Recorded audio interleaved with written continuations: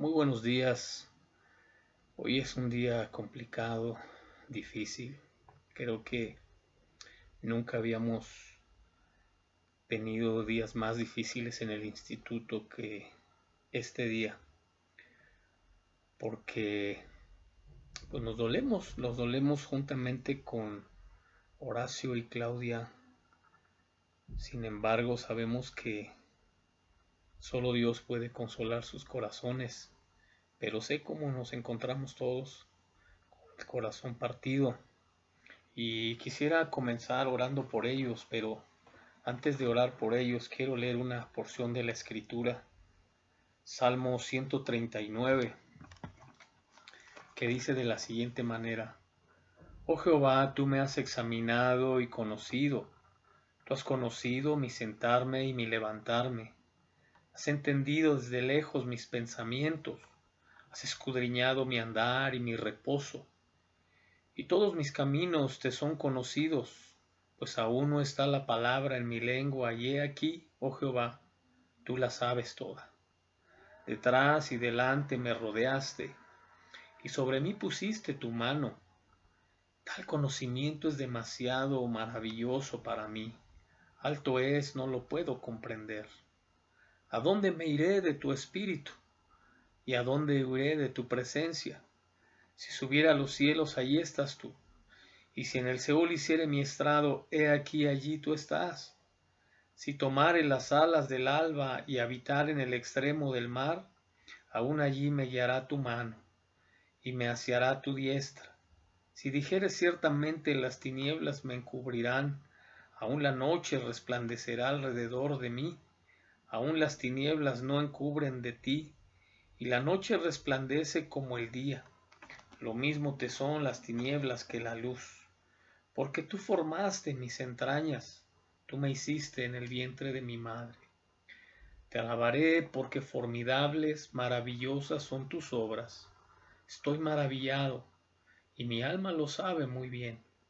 No fue encubierto de ti mi cuerpo, bien que en oculto fui formado y entretejido en lo más profundo de la tierra. Mi embrión vieron tus ojos, y en tu libro estaban escritas todas aquellas cosas que fueron luego formadas, sin faltar una de ellas. Cuán preciosos me son, oh Dios, tus pensamientos, cuán grande es la suma de ellos. Si los enumero, se multiplican más que la arena. Despierto y aún estoy contigo. Qué tremendo pasaje narra el rey David. Y cuando pasan cosas como estas, siempre nos preguntamos, ¿dónde está Dios? ¿Por qué? ¿Cómo fue que llegó a pasar esto? Y solo sé que Dios está en su trono como estaba el día que su hijo estaba siendo sacrificado. El día que su hijo estaba siendo herido, maltratado, Él estaba en su trono. Estaba viendo lo que estaba sucediendo y cómo se cumplía en su hijo el propósito y el plan perfecto en la vida del hijo. David dice que no lo puede comprender, que es un conocimiento demasiado maravilloso para él, porque en su libro están escritas todas las cosas que vamos a vivir, las palabras que vamos a hablar, las personas que vamos a conocer en la vida, los lugares a los que vamos a ir.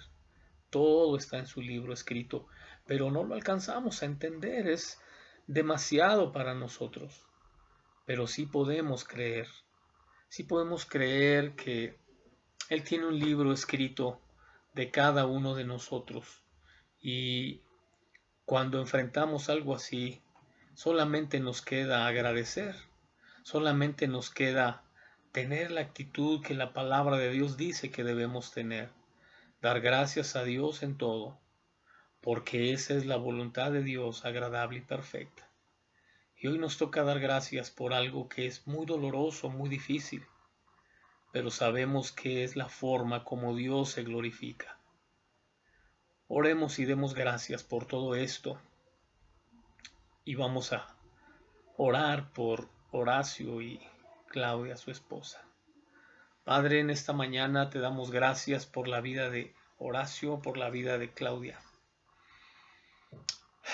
Gracias, Señor, porque no entendemos lo que está sucediendo y no tenemos por qué entender. Solo tenemos que dar gracias. Gracias, Señor, porque tus planes son perfectos, tus propósitos, tus diseños, y nosotros, Señor, solamente nos queda tomarnos de tu mano y depender de ti, Señor, como hijos tuyos. Dios, te pedimos que consueles la vida de Horacio y de Claudia.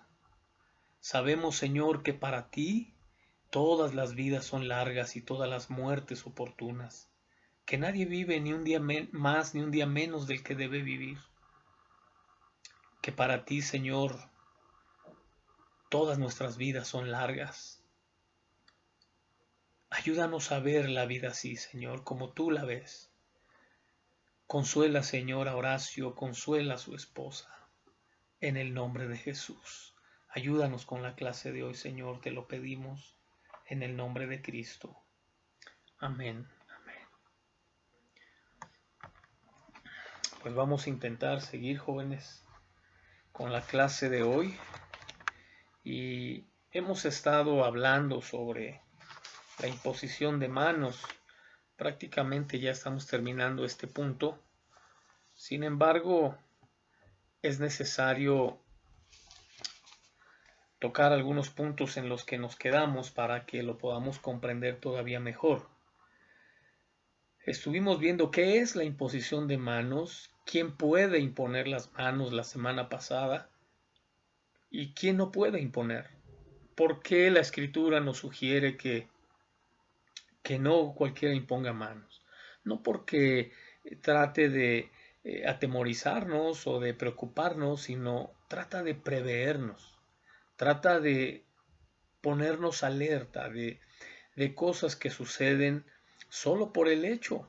A veces no, ni siquiera por tocar a una persona.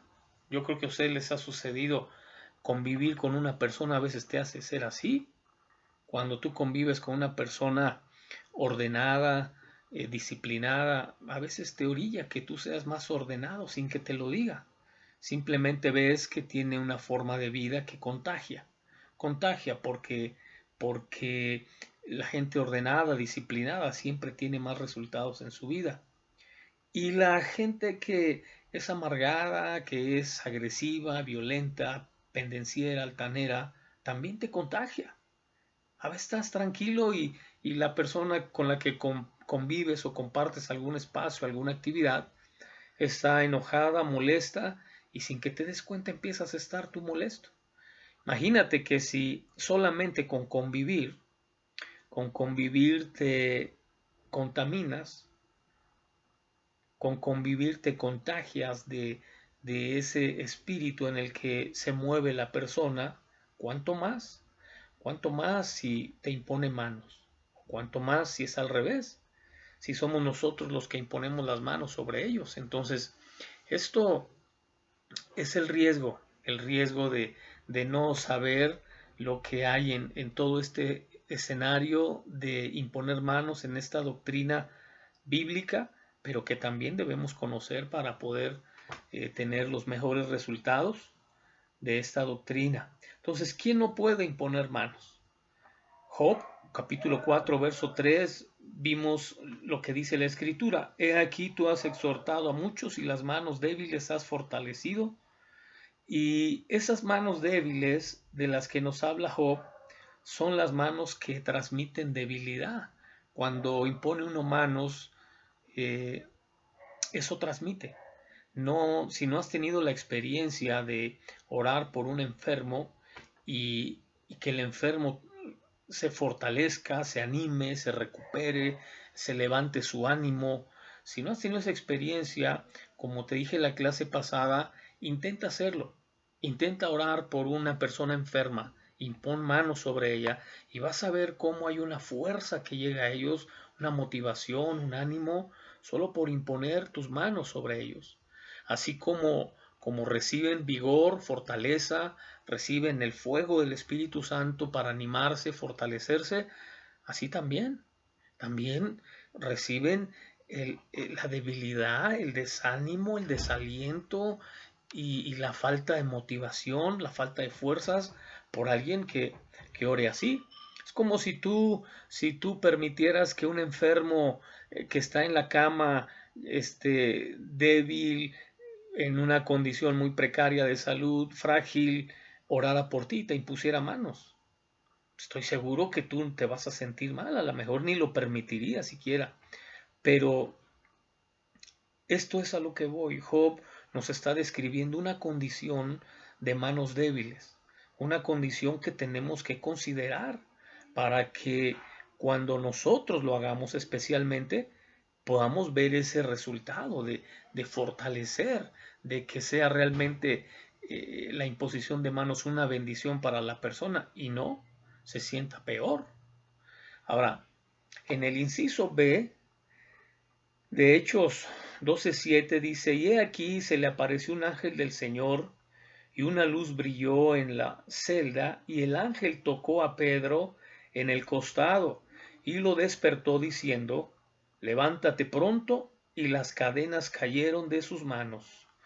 Y aquí quiero hablar sobre las manos atadas, las ataduras que muchas veces se reflejan en las manos, las ataduras espirituales, emocionales, sentimentales que muchas personas tienen o que a veces tenemos, incluyéndonos nosotros que servimos al Señor, podemos tener ahí por ahí alguna atadura que sin darnos cuenta la transmitamos cuando estamos ministrando la imposición de manos.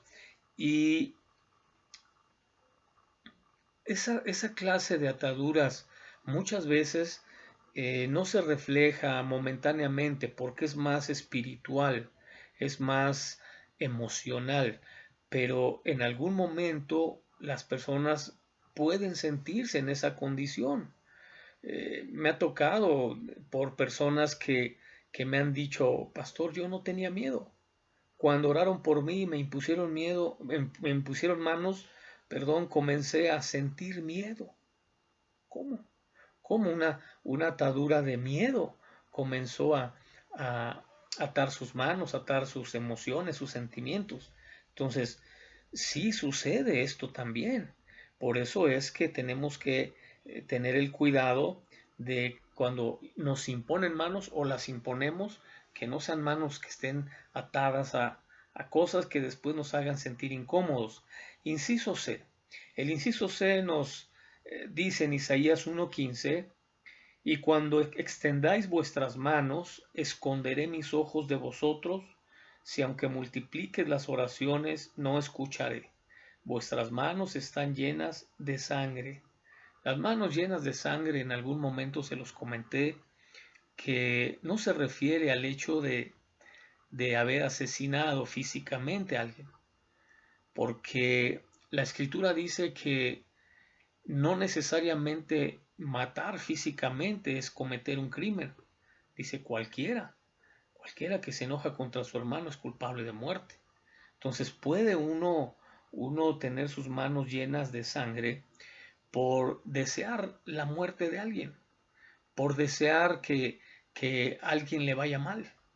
Entonces a lo mejor no se lo hacemos, a lo mejor no lo practicamos, pero el desearle la muerte a alguien puede ensuciar nuestras manos y de esa manera ministrar o tocar personas con nuestras manos sucias. Lo que nos quiere decir el texto es que, lo vamos a ver en un momento más también, es que nos analicemos, nos probemos. Cuando practicamos esto, nos probemos para que nos demos cuenta en qué condición estamos. Si estamos ministrando con manos sucias, llenas de sangre, bueno, entonces buscar la limpieza, la purificación, como nos enseña Hebreos, a través de dos cosas, se lo dije igual creo, que las únicas dos cosas que la Escritura tiene y Dios tiene para limpiar nuestras vidas es a través de la sangre de Cristo y es a través de la palabra. No hay otra forma que tú encuentres en la Escritura que te enseñe que se puede limpiar una persona que no sea la sangre y la palabra. Dice la Escritura que la sangre de Cristo nos limpia de todo pecado, nos purifica, nos santifica. Y la Biblia, hablando de ella misma, dice que somos limpios por la palabra de Dios. ¿Con qué limpiará el joven su camino? Con guardar tu palabra. Jesús dijo que purifícalos en tu verdad. Tu palabra es verdad. Y la palabra es la verdad que nos limpia y nos purifica. Entonces, examinémonos cuando vayamos a ministrar o previamente o hagamos de esto un estilo de vida para que podamos estar limpiando nuestras manos, especialmente de sangre. Y luego Proverbios 6:10 dice que un poco de dormir, un poco de dormitar, un poco de cruzar las manos para descansar. Y de este pasaje quiero rescatar una condición de las manos cruzadas. De las manos cruzadas que tiene que ver con la negligencia para la obra, el que es negligente en el servicio. Y también esto podemos comprobarlo con mucha gente que llega a la iglesia con un espíritu de servicio, con ánimo, con ganas, con motivación y como le dije hace un momento, ni siquiera a veces le imponen manos para ministrar, a veces nomás con que eh, le contamine a alguien de negligencia, de desánimo, de falta de compromiso para el servicio, para la obra, a veces eso es suficiente. Es suficiente para que la persona ya no quiera servir, no quiera hacer nada en la obra. Y los que hemos tenido la experiencia de ver a mucha gente en esas condiciones, pues es muy triste, especialmente gente que puede tener ministerio, gente que puede tener un talento, puede tener una capacidad para desarrollar en algo, especialmente esa gente. Entonces, yo creo que hemos visto a través del tiempo, inclusive pastores, fueron pastores un tiempo, eh, sirvieron al Señor y por ahí unas manos negligentes comenzaron a ministrarle, a tocarle, a hablarle de alguna forma y su corazón, su mente fue contaminada y hoy los vemos fuera de servicio, fuera de combate. Y tiene que ver con esta realidad de las manos negligentes para el servicio, para la obra, que hay muchas, muchas en diferentes características y circunstancias. También vemos en Salmos 24, verso 4, el de manos sucias, manos limpias y corazón puro, el que no ha alzado sus manos, su alma a la falsedad, ni jurado con engaño, el de manos limpias, corazón puro. Es decir, que nos habla de que hay gente con manos sucias y esta suciedad yo le doy más énfasis en relación a la manera como usamos la palabra, la manera como la aplicamos, la interpretamos, la creemos, la enseñamos, la vivimos. Y, y muchas personas toman en sus manos la palabra, la creen como quieren, la aplican como quieren, la hacen como quieren y a veces de esa manera quieren ministrar, de esa manera quieren imponernos manos que definitivamente no debiéramos permitir, porque imagínate una herejía, el que comience uno a creer cosas que no son bíblicas o cosas que están mal enseñadas, mal interpretadas, pues por supuesto que esto también nos afecta y nos hace mucho daño. Entonces las manos sucias tienen que ver con esta área, con cómo tomamos la palabra de Dios, cómo la enseñamos, cómo la aplicamos, cómo la creemos. Y el inciso F de Mateo 5:30 dice, si tu mano derecha te es ocasión de caer o de pecar, córtala y échala de ti, porque te es mejor que se pierda uno de tus miembros y no que todo tu cuerpo vaya al infierno. Estas manos de pecado, estas manos pecaminosas que que no se trata de gente perfecta o de gente que no falla o que no comete errores. No, no se refiere el texto a eso realmente.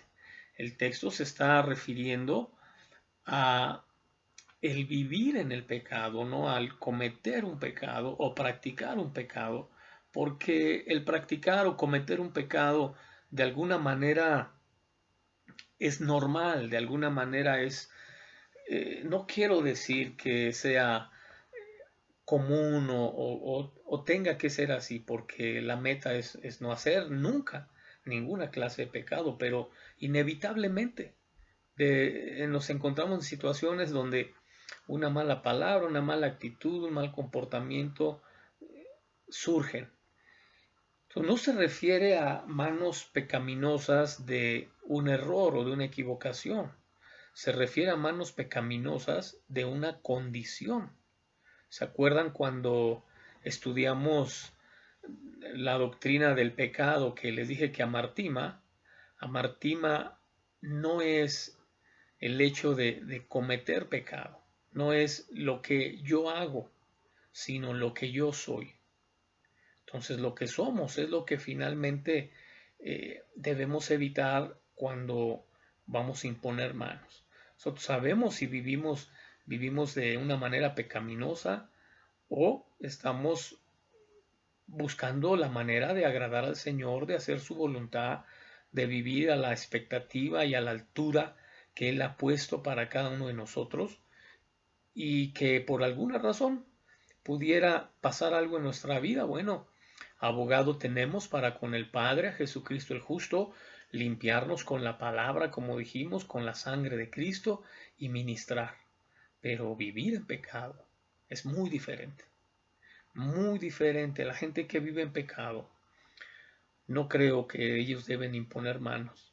Y aunque sea algún líder o algún siervo que usted conozca, eh, yo no creo que debe imponer manos, si no me dejaría yo imponer manos si sé de alguien que vive en esa condición.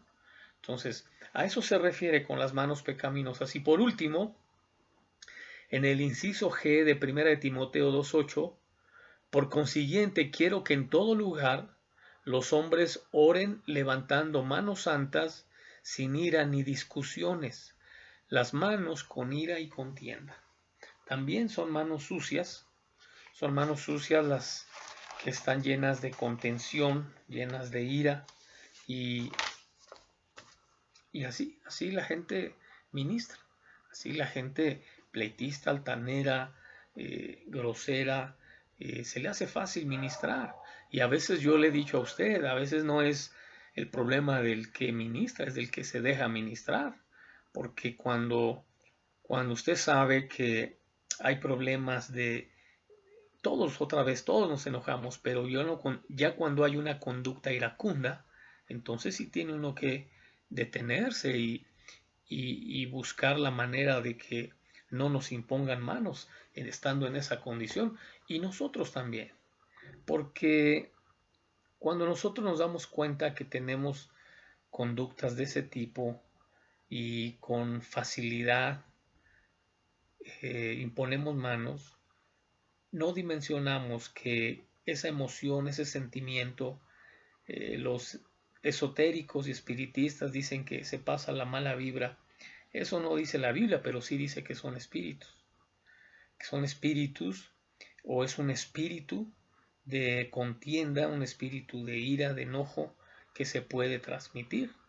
Entonces, tratemos de cuidar también nosotros esa área de nuestras vidas para poder servir al Señor con mayor eficiencia. Bien, vamos a la página 46 en su cuadernillo. Vayan a la página 46. Ahí tenemos el siguiente tema que vamos a trabajar, que tiene que ver con los dos crecimientos. Estuvimos hablando sobre la madurez como un elemento y una manifestación de crecimiento. Yo le preguntaría a usted, ¿cómo sabe que está maduro usted? ¿Cómo sabe que ha crecido? ¿Cómo sabes que estás madurando. ¿Y cómo sabes qué es la madurez de parte de Dios? Porque pues vimos que hay una madurez natural y hay una madurez espiritual. Entonces, en esta lección vamos a ver los dos crecimientos de Mateo 13, 24 al 26. Dice la escritura de la siguiente manera: Jesús les refirió otra parábola diciendo: el reino de los cielos puede compararse a un hombre que sembró buena semilla en su campo, pero mientras los hombres dormían, vino su enemigo y sembró cizaña entre el trigo y se fue. Cuando el trigo brotó y produjo grano, entonces apareció también la cizaña, y los siervos del dueño fueron y le dijeron: Señor, ¿no sembraste buena semilla en tu campo? ¿Cómo pues tienes cizaña? Él les dijo: un enemigo ha hecho esto. Y los siervos le dijeron: ¿quieres pues que vayamos y la recojamos?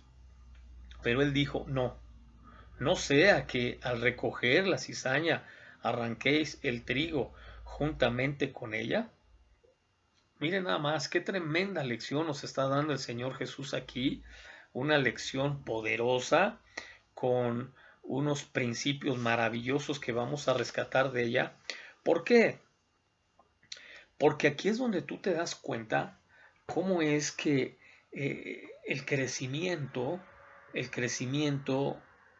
la madurez, el, el avance, el desarrollo, tiene elementos muy importantes.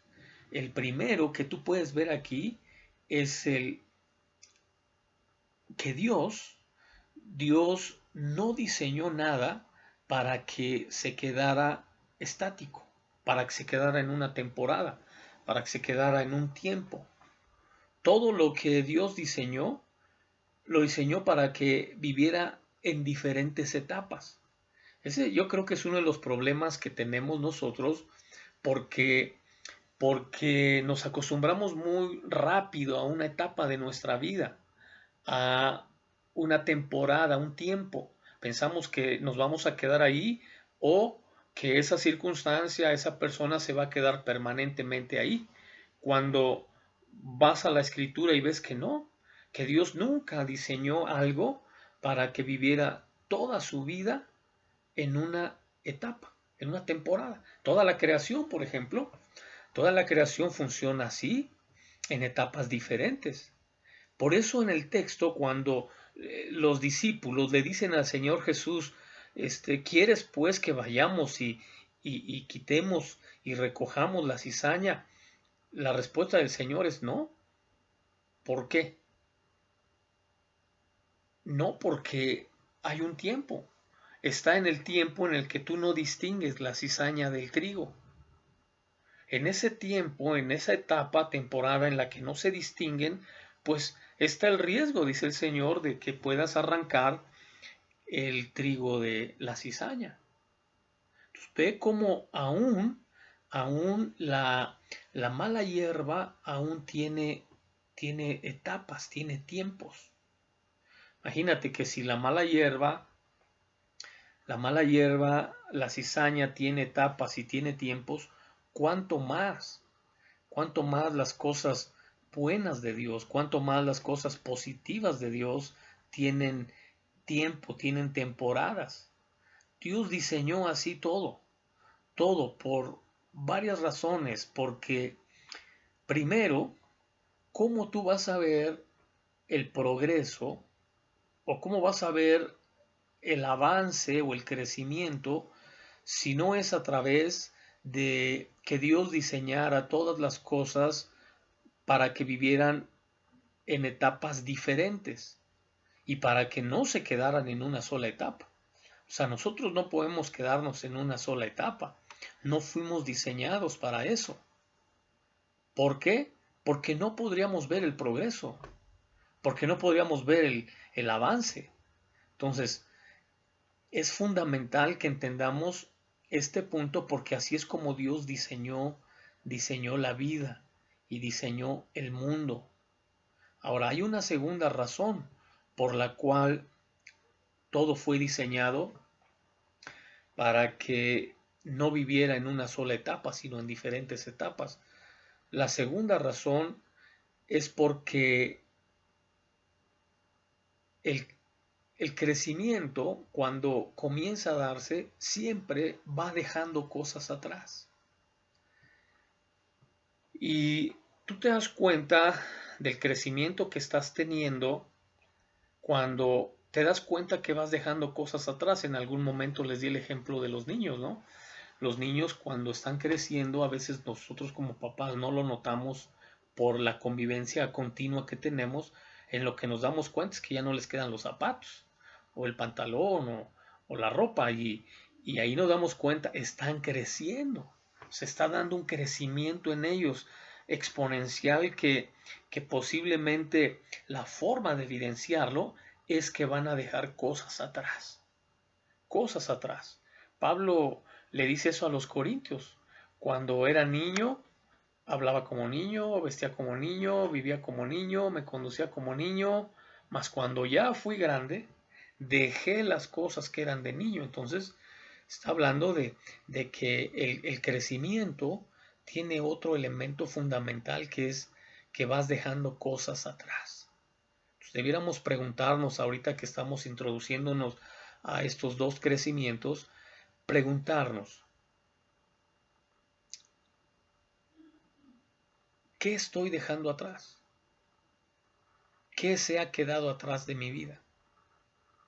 ¿Qué hay todavía en mí que anhelo un día que ya se quede atrás? Que ya no siga otra vez en mi mente, en mi corazón, en mi emoción, en mi sentimiento, en mi cuerpo. Que ya se queden estas cosas atrás. Es una pregunta que debemos hacernos porque ese es un indicador de crecimiento. Entonces, ¿qué estoy dejando atrás? Es una buena pregunta. ¿Por qué? Porque mire, cualquier cosa que no crece o cualquier cosa que no avanza o que no cambia, se muere. Se muere porque todo fue hecho para vivir en temporadas diferentes. Y esa es la mejor forma de entender un río y de entender un pantano. El río constantemente se está moviendo, está creciendo, está avanzando y el pantano, el pantano no tiene crecimiento, el pantano no tiene avance. Entonces es algo muerto y eso es lo que debemos evitar. Entonces, vea cómo se da este crecimiento. Entonces vemos que el trigo crece, pero también crece la cizaña. El trigo crece, pero también crece la cizaña. Y el consejo del Señor Jesús es que dejemos el trigo con la cizaña crecer. Primero dijimos para que veamos que el crecimiento se da en las cosas buenas y malas de la vida. Se da en las cosas y en las personas buenas y malas. Y eso pareciera un tanto injusto porque, pues como para qué dejar crecer la cizaña, para qué poner en su naturaleza, en su diseño, para qué poner el crecimiento. Como dijimos en alguna ocasión sobre la línea meristemática que da el crecimiento a las plantas, a las flores, a las frutas, como para qué Dios se lo puso a cosas malas. Mire, que iba a aprender otro principio muy importante aquí, y es que ni aun Satanás, cuando fue desechado del cielo, del ambiente de Dios, ni aun Satanás cuando fue desechado, se le quitaron sus dones, sus talentos, sus atributos. No se le quitaron. Entonces tú ves que cuando te lo describe Ezequiel 28 o Isaías, tú ves que él aparece con sus mismos atributos, solo fue quitado del ambiente de Dios, de la posición que tenía en Dios, pero en relación a sus talentos y a sus atributos, no. Y eso pareciera como injusto, porque ¿cómo es que después de lo que hace, después de rebelarse y de traerse la tercera parte de los ángeles del cielo, que los sedujo para que lo siguieran, cómo es que Dios no le quitó sus dones? Porque sería injusto. Dios sería injusto si hiciera eso. ¿Qué dice Pablo en el libro de los Efesios? ¿No dice que los dones y el llamamiento de Dios son irrevocables? Una vez que Dios da y suelta sus dones sobre la vida de una persona, Dios ya no se los va a quitar. La persona es responsable de lo que hace con sus talentos y sus dones, pero Dios ya se los dio. Mire, por eso es que usted ve, por ejemplo, a Jezabel, que era una mujer perversa, mala, como Acab, pero la Biblia se enfoca más en Jezabel porque Jezabel tenía un don, tenía el don de ser profetisa.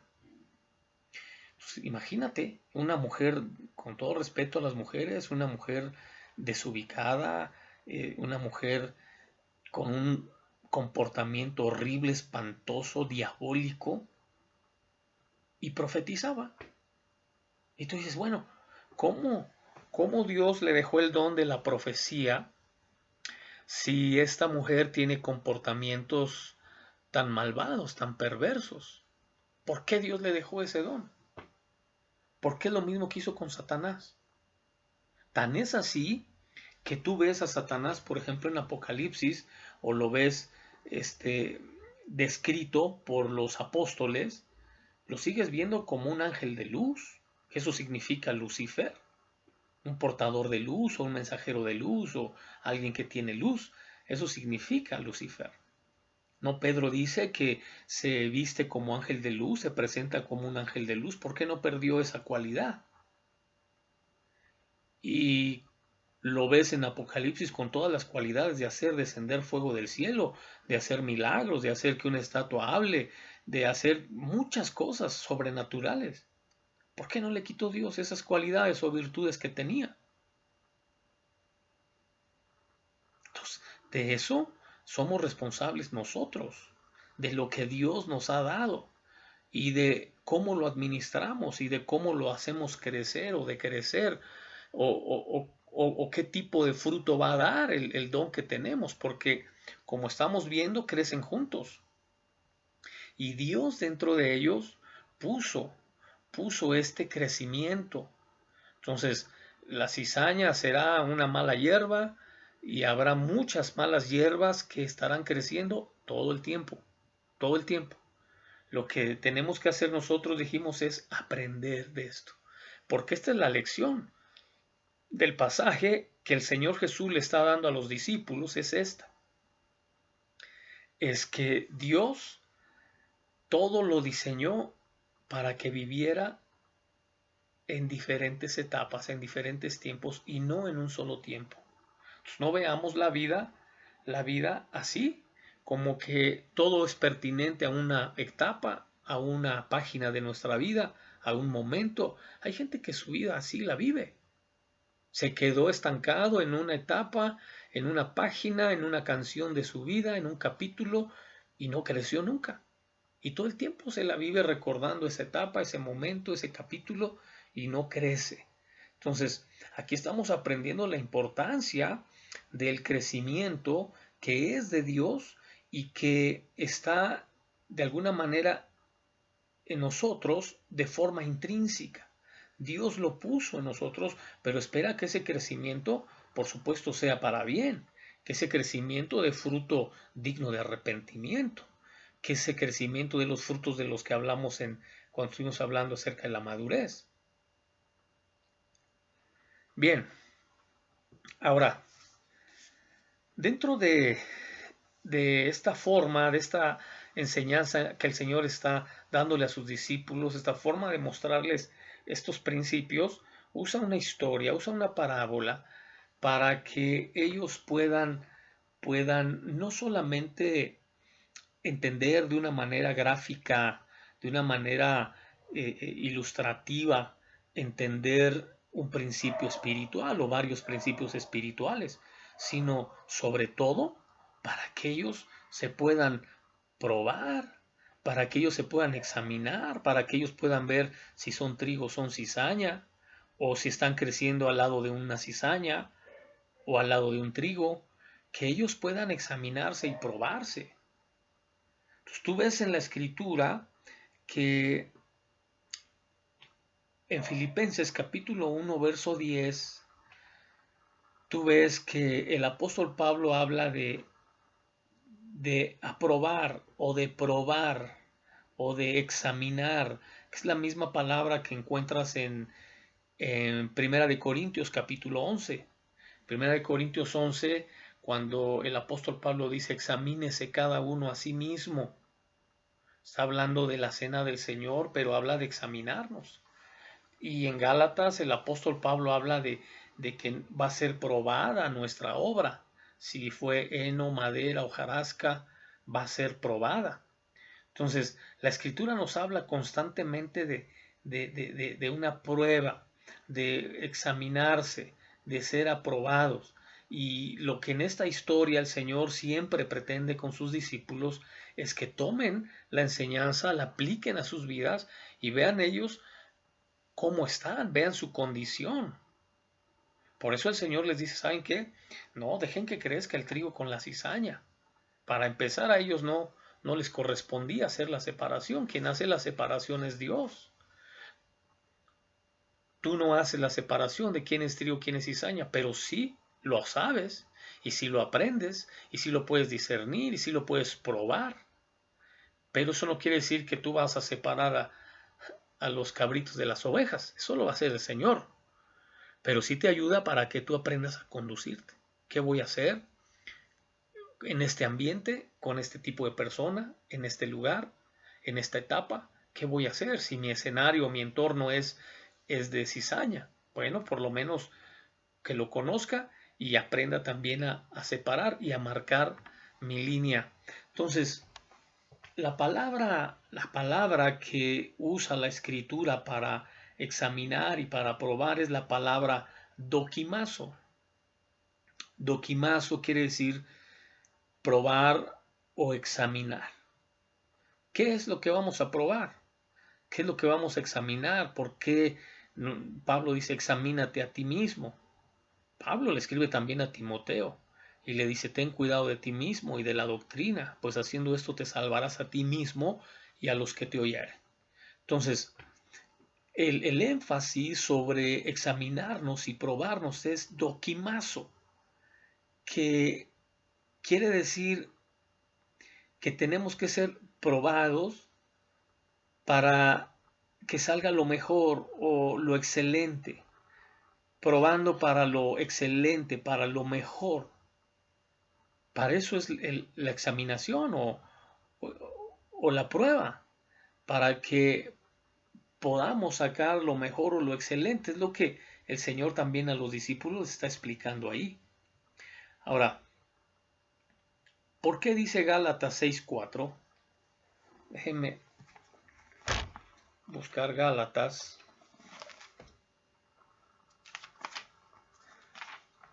6, verso 4.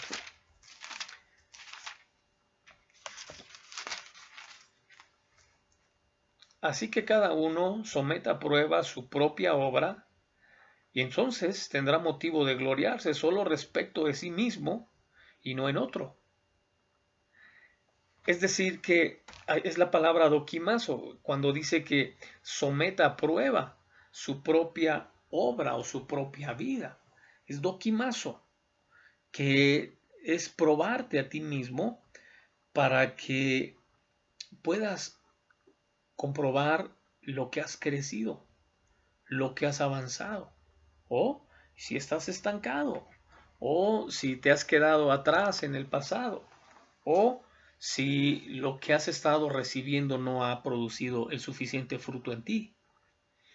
Eso es dokimazo. Entonces, parte del hecho de que debemos probarnos a nosotros, examinarnos. Y miren, aquí yo creo que es muy importante hacer un alto. Venimos del tema de la imposición de manos, que también tiene que ver con probarnos y examinarnos. Pero ya aquí en el crecimiento al que todos aspiramos, yo no creo en una persona que no aspire nunca a crecer, a avanzar, a mejorar. Yo creo que todos, que no tengamos los recursos, que no tengamos los medios, las capacidades o quien nos ayude a tener esta clase de desarrollo y de crecimiento, es cierto. Pero sí, en todo ser humano hay un anhelo natural, como le dije, Dios lo puso en cada persona, de crecer y de aprovechar al máximo cada una de sus etapas que le toca vivir para que ahí tenga los crecimientos que deba tener. En algún momento yo le dije a usted, yo he visto chamacos de 14, 15 años más inteligentes que personas de 70, 80 años. Y tú dices, ¿cómo puedes saber más? ¿Cómo puede saber más un niño de 14, 15 años que una persona de 80? Porque en algún momento sus etapas, sus tiempos, sus temporadas de crecimiento no las aprovechó para tener esos resultados. Entonces, examinemos nuestra vida, nuestra obra, dice Gálatas, probémosla, probémonos si nosotros estamos teniendo esa clase de crecimiento, de resultado.